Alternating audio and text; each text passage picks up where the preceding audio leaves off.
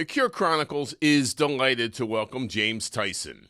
James is a New York-based stand-up comedian, actor, HIV, LGBTQ advocate, and social media influencer who has over 60,000 followers on TikTok. He was raised in a family of truck drivers and ranchers in California and studied theater at NYU. Praised by Out Magazine and Broadway World, James has spoken openly about being queer, HIV positive, and sober for more than 7 years. James uses humor to combat HIV stigma and fight discrimination, which has earned him praise from the New York Times for opening the door for non-binary representation in the stand-up arena. James, thanks for being on the show with us today. Thank you for having me. Pleasure, of course. Hey, right off the bat, I mean, you have had a very successful career as a comedian. You've been highlighted in magazines, even an article in New York Times. This is really fascinating to me. I know there's a lot of stuff we're going to talk about, but, what initially inspired you to go into stand-up comedy? Trauma. I mean, that's always the way in for most comedians. I don't know that I'm very successful, just putting that out there, but it has been like a good couple of years in terms of building stand-up. It's definitely, I use humor to cope with difficult things, and I have since I was 5 years old. My whole family is like that. And it became, as an actor, the only path to that I could just do it all the time as a creative. Like, often you're on other people's terms, even as a writer. You gotta find other people to read it or find, and sell it. But stand up, I could just go out any day and I could end this conversation right now and go and find an open mic or find a show, because they're happening all the time everywhere in New York. So Yeah, that's interesting that you say that. I think a lot of art comes from trauma, or let's say emotion. And yeah, I think that, I've talked to a lot of people where they say that their art is sort of their outlet for, sort of the feelings that they have inside. And so that's, very interesting that you say that came from that. And by the way, very successful in art to me is anybody that can afford to eat. Right. I used to think struggling artist is one word. Right. Right. So if you can do your art, and I noticed that. Well, in that sense, I'm a successful waiter. Well, that's good. I mean, the whole point is like fulfillment, right? In life, Yeah. doing something that has some meaning. But no, I got to say that I looked at a lot of your stuff on YouTube and the internet. I just kind of assumed that maybe this was totally your full-time gig. But regardless of that, I think it's super cool that, you are using your humor to educate the public on HIV. And I think that's so important to the idea of reducing stigma out there. I think stigma is a big issue. How do you use comedy? I mean, like, how does that fit into, the idea of going out there and being funny? And getting people's attention and sort of connecting with them on that level. How do you utilize your art for reducing that stigma? For me, there's a formula, I think, and it's sort of no looks passes between like what I do or what like a comedian does and what on your end you, like the researchers and scientists, do in terms of where the treatments are and so forth for HIV. So in order for me to use my sense of humor to fight stigma or whatever it is, it really helps that the medication keeps me healthy, and it's not a big deal for my life as long as I have access to the medication. That is huge. If this was 1981, my jokes would be completely different. It wouldn't, my approach, it would be impossible to take the approach that I take now 30 years ago, or I guess almost 35 or 40 years ago now. So that's a huge part of it for me. I mean, I was really, for myself, when I tested positive for HIV, I guess 5 or 6 years ago now, I was stigma. I was disinformed. I did not know about the state of the treatment, and I was really upset for 3 months. I was just like in shock, and my at a certain point, my doctors were like, okay, they didn't say this flat out, but there was sort of this attitude of like, honey, you're fine. It's gonna be fine. Yeah. Um, and once I had that personal experience and then test results and data I could point to and be like, oh, yeah, no, I'm fine. And then when I realized, oh, everyone else nobody knows this. Like, so it's this thing that really shocks people and really puts people in a state of fear, which I personally experienced. And then you have all it's like in comedy, it's like you talk about anything hard when it's emotional and you don't have data to point to that it's okay. You have to figure out a way to like make the audience okay with that. For me, it's like, no, I have test results that say there's undetectable, there's all these studies and there's all these, so I can really shock an audience with something, and then I as the performer know how okay it is, and I can pretty easily bring them back to how okay it is. Yeah. So you've taken the journey yourself, and now you're sort of expressing it in your art form. And of course, the overall message is that the feeling that you had when you were first diagnosed and the feeling that the uneducated have about HIV has a ton in common. So that journey is really relevant. And Yeah. Yeah, that's really something. Yeah, that makes total sense to me. It's so you got diagnosed and you said you had a few really hard months. And I hear that also. Sometimes I hear a couple of really hard years. Like I hear people like who are suicidal that they have so many misunderstandings about what it means to be diagnosed with HIV and what the implications are to your future. And we live in the United States, so we're kind of lucky right there, right? Because, anybody should be able to get the meds, right? Well, yeah. I know it isn't actually as good as it should be, but there are the healthcare exchanges most places, right? So you should be able to get health insurance, and health insurance pays for the pills and for the doctor's appointments and things like that. It's easier some places. I heard in New York, they give you a bus pass so you can make sure you can make your doctor's appointments, stuff like that, some areas are more responsive to it and other areas are not less responsive.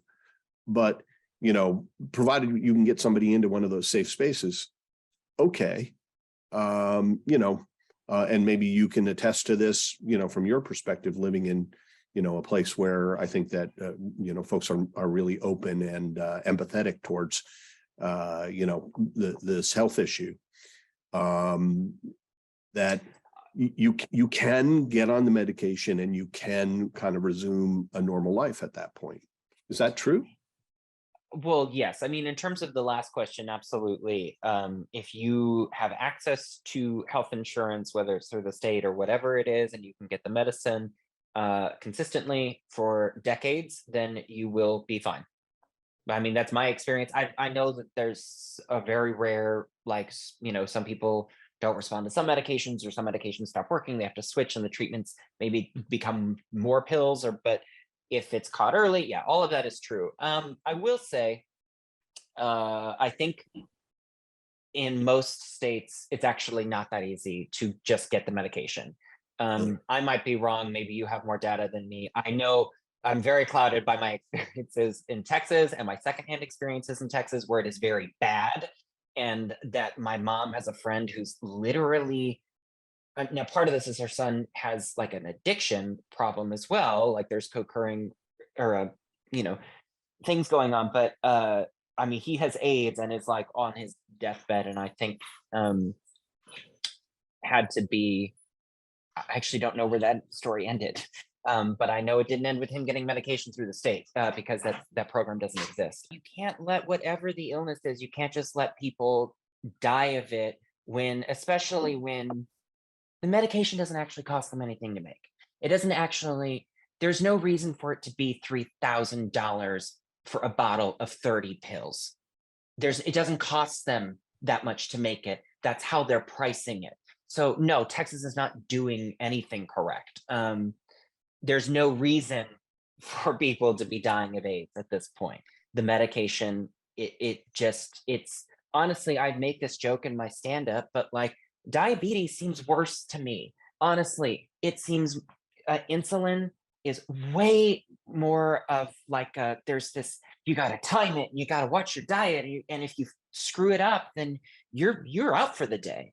And that's not I don't think about it. I take one pill a day, and that's how easy it should be. So sorry, no, I don't No, think that's a so. great, You're no, right. I mean, that's a great observation, because I haven't heard that observation made before, but you're right.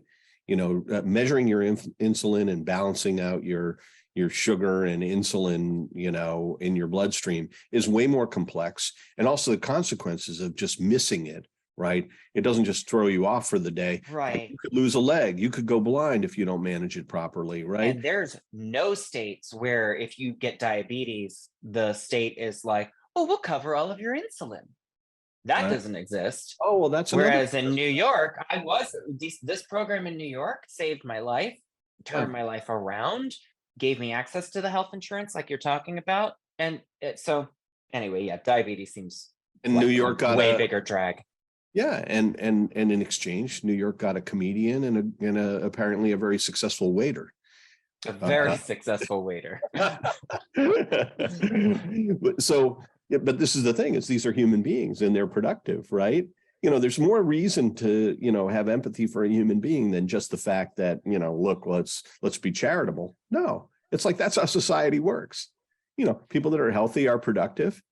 And, this is actually not that difficult to manage. And you're right. Yeah, there's a lot of profit in that $3,000. I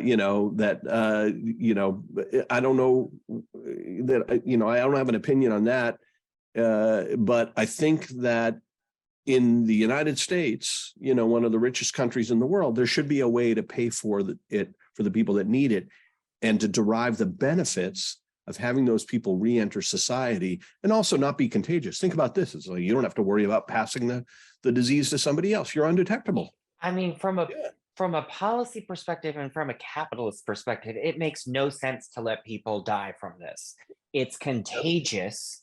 You need able-bodied people to generate income, and it costs the system next to nothing to make sure that it's all of any with it. Honestly, the stigma is always, it's never about rational fact. It's never about rational reality.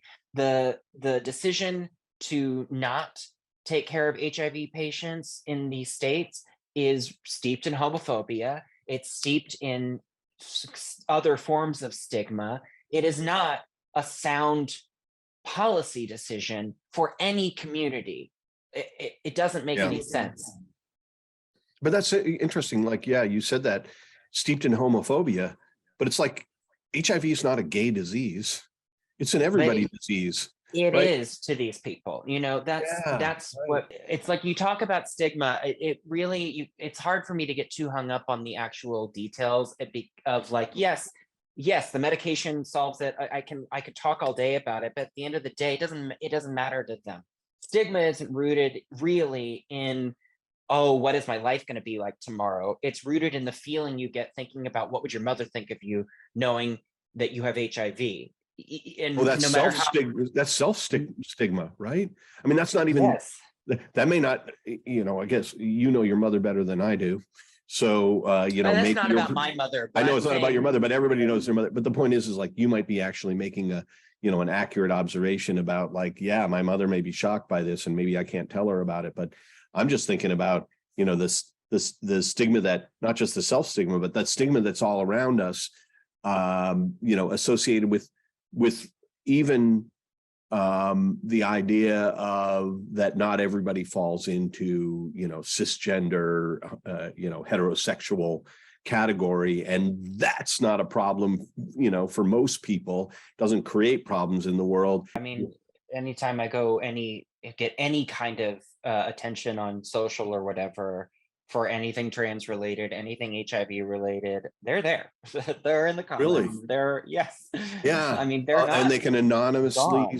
they can anonymously snipe, right? From or just as themselves. They're not ashamed. Nobody's ashamed of their homophobia or their thoughts about HIV or their thoughts about trans people. They're not. They're actually quite proud of it. first and last name on a lot of these accounts.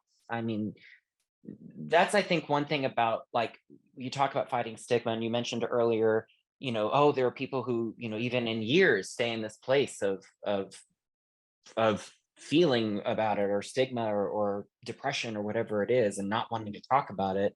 And it is that there's an irrational, deep-seated homophobia around the issue of HIV, and a deep-seated, even beyond homophobia, hatred of otherness.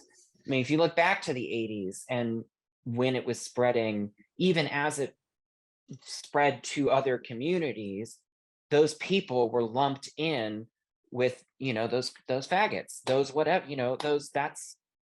it became a brand of being associated with other, and with sickness, and with whatever. And that's why it's like, you can talk all day now about how healthy people can be, but that's not actually what people's issue is.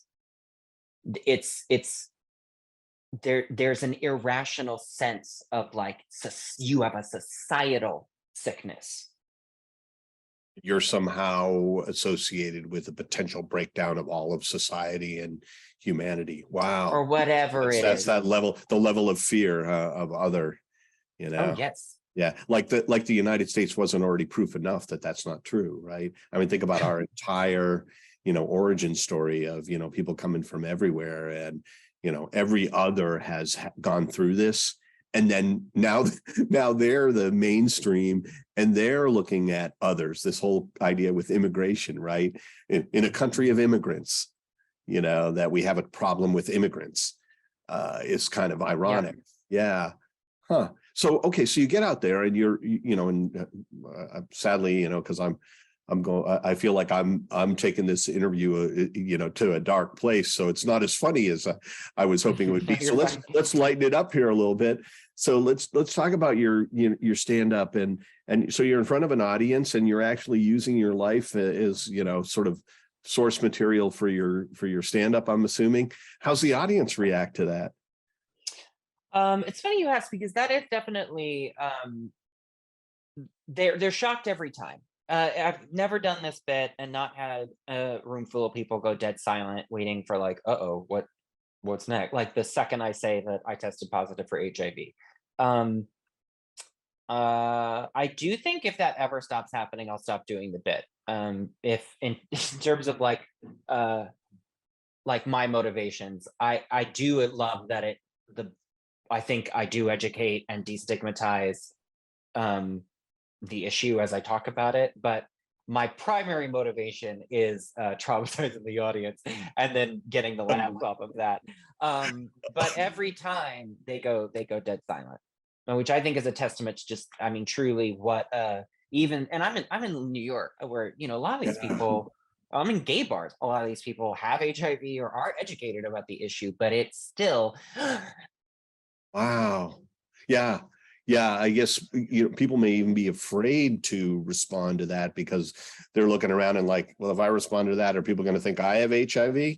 Right. I mean, right. It's right. That's the whole thing. And it reminds me of an old joke about the guy who manages to get the mule to laugh, and nobody can figure out how he does it. And it turns out that he hits him with a 2x4 first, because he said you can't get him to laugh until you get their attention. Right. That's exactly right. Yes. Yeah, and so then you're delivering that like shock line, and you're right. Like, oh, by the way, I was diagnosed with HIV is like a room clearing, statement. Every right? Can you time. imagine? You're like your waiter tells you that, right? I'm guessing that when you're serving food, you're not like, oh, by the way, I'm HIV positive, because like you don't have time to get them to recover from that, even though it makes no difference to them at all, right? This is the whole point. Is like, it's not like you're holding back something that actually has any impact on their lives. So, but, you could go, oh, by the way, I'm gay. And they'd be like, yeah, it's cool. Like, all right, can I get a glass of water? Right. Right. And exactly. But if that's totally different now. But I believe the gay thing at one time, even in New York, was probably like a little bit of a showstopper, right? Yeah. Well, especially around the AIDS crisis. Yeah. But then again, that was because of the the mix up, right? The association of two things that aren't really associated Right. cause that, right? But Yeah. even before that, you're right. I mean, it was actually illegal to be gay in New York, I think, until like the late 70s. Like, not just sodomy, but like publicly being with another man. Also, breaking the rules of gender was illegal in New York until much later than it should have been. Like, you could not basically walk down the street trans without the police arresting you for solicitation. Wow. So yeah, I mean, these things are very recent still. Huh.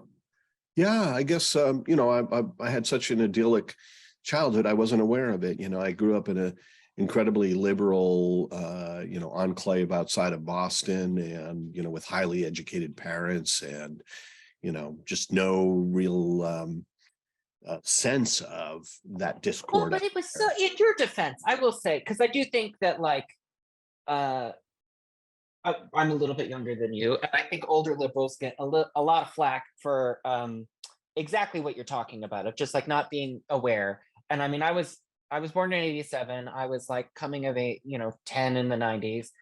'90s, a perfect example of what you're talking about. Everyone thinks it's so liberal. What a horrifically homophobic decade that was. Growing up closeted in the '90s was terrible.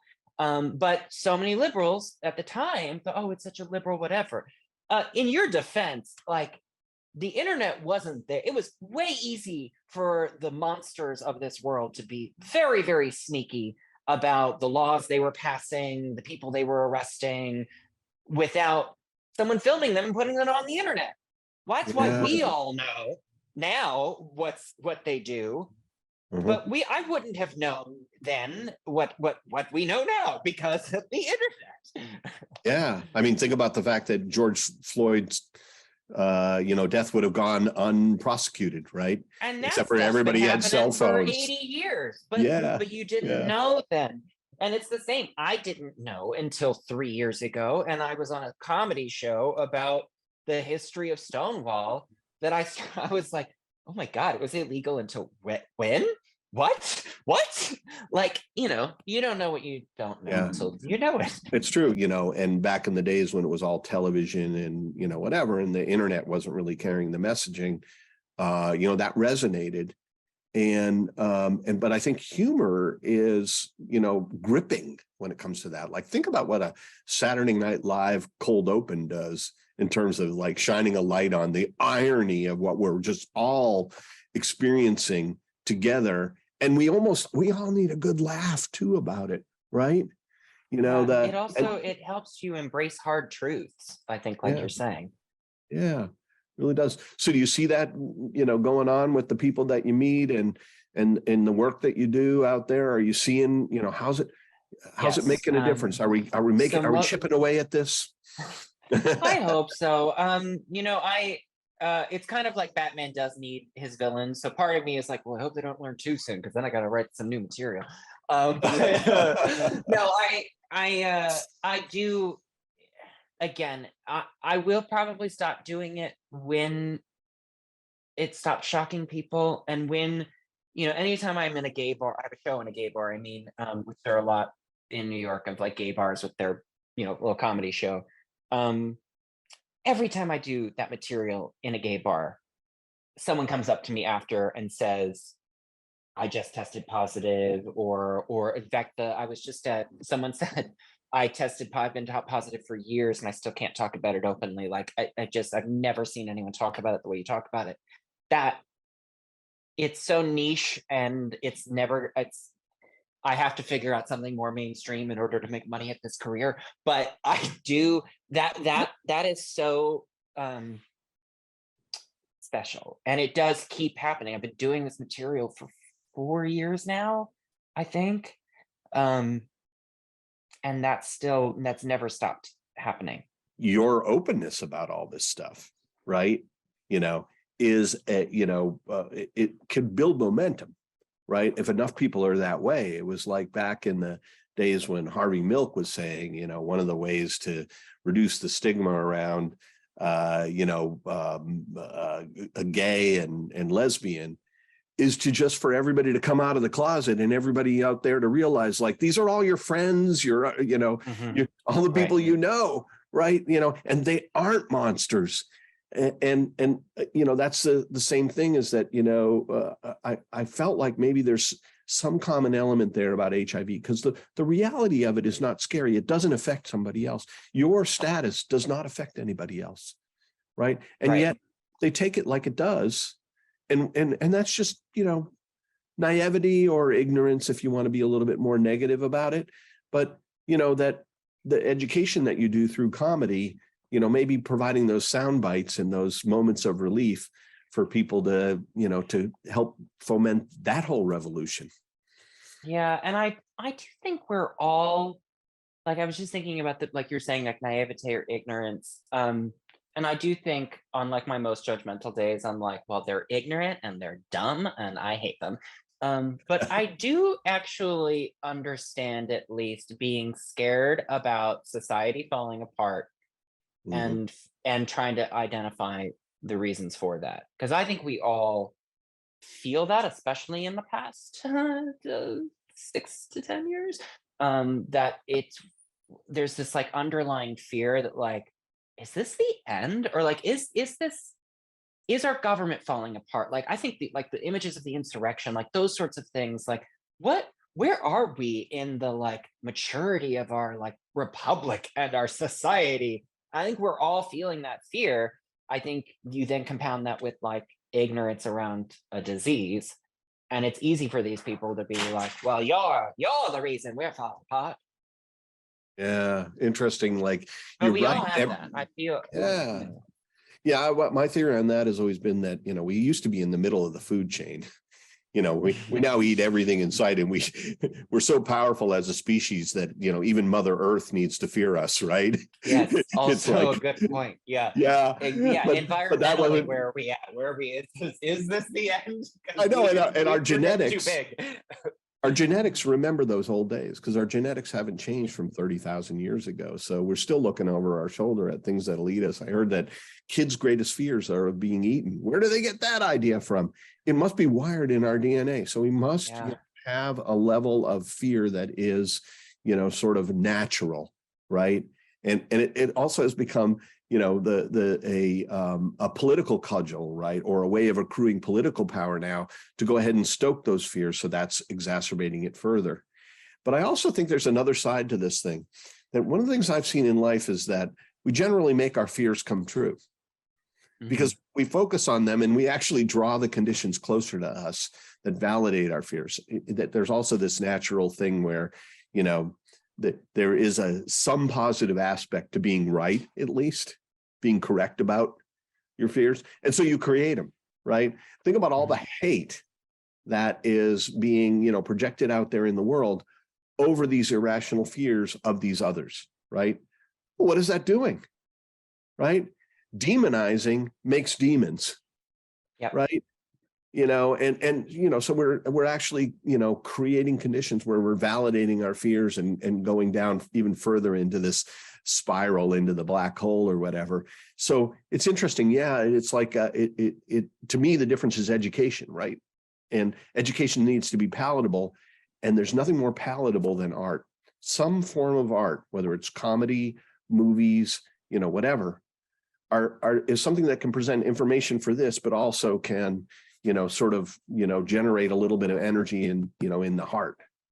And those two things together make the experience memorable, right? When I think about my earliest memories, they were accompanied by huge emotion, right? It's like the emotion was the cement that locked in the memory and the thought and the whatever. And art does that, right? So I got to laud you for, standing up there and being open about this. And also, to bringing, your art form to it to make it a little bit more memorable and a little bit more accessible, right? That's an important thing. So you're feeling it. It's you're having people come up to you afterwards, and boy, I'm just trying to imagine that moment when the whole club goes silent, right? And I actually just did so funny. I did a fundraiser for an HIV organization. I wish I could remember their name, but every performer was HIV positive. Like there could not have been a more educated group. Or like we'd even done like, I think at some point, I think I did my HIV set after the nonprofit did their spiel about HIV, and still there was this level of like, still. We got a long way to go, it sounds like. Yes, right? yes. But at the same time, yeah, you're seeing little bits of light, through all this, all your interactions with these folks. Yeah. Okay, so what's the thing that you're involved in right now that you're the most passionate about? I mean, you've got your comedy, and you're waiting, but are there any projects that you're involved with right now that you're excited about? At the moment, no. I mean, I'm working on a script. I'm working on some like personal projects, and I just did my hour. Where I performed my hour at Stand Up New York, and I'm possibly gonna be putting that on like Patreon or something, but I don't have anything official to plug. If I want to plug anything, just follow me on Instagram. It means way more than it should in this business. So please, James Tison, Tison. I'm pretty passionate about my stand-up, and if you're in New York, anybody out there, I am gigging, and I put, you can always sort of see on my Instagram where I'm performing, and I'm often doing this set still. So it's definitely still a current thing for me. Well, I really encourage all of our viewers who are going to be in New York to see your show. And one of the reasons I didn't ask you how you get people from that shock moment, because I think that's going to be a thing of beauty. That cannot be an easy journey from that moment of silence. It's fine for me. Back the to audience seems laughter. upset. Yeah, but that's good. No, that's what's so cool about it, right? Okay, go see this guy. He is going to hit you with the 2x4, and now you are listening. And it sounds like you're going to have a good laugh and also learn a lot at the same time. It's been wonderful talking with you. Thank you for having me. Yeah, no, really, thanks for spending this time, and congratulations on, not being, a totally struggling artist, that you're getting recognition. You're actually performing in more than it was gay bars. You might actually have something up on Patreon at some point, and writing, and and enjoying life, I hope. Good luck on all that stuff, and I hope next time I'm in New York I'll be able to catch your show. I really want to see. Please do. Yeah, let me know.